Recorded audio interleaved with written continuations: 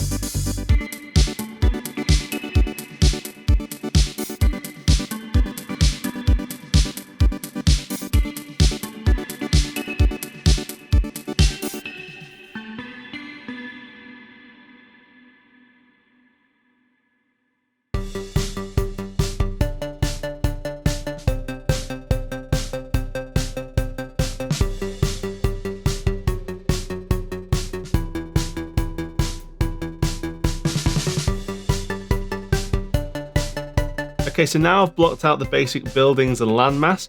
I want to look at expanding. I want to make my Hogwarts as big and as grand as it feels in the films.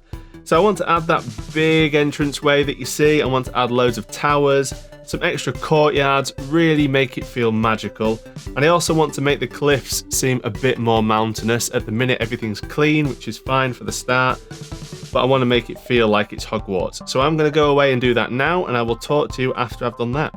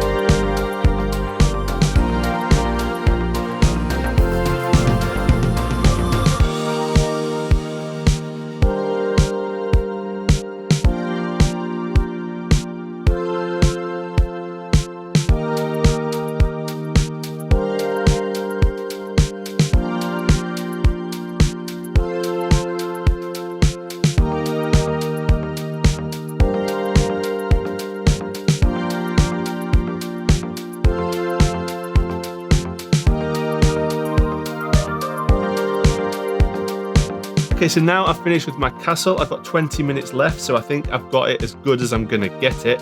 I want to now focus on adding a bit of land around it, some grassland, and I want to look at adding Hagrid's hut, the owlery, and I want to add a bit of the Forbidden Forest just to give it a bit of context so it's not just a floating castle in the ocean. So they're going to be my finishing touches, so I'm just going to get on with that now, and I will talk to you at the end.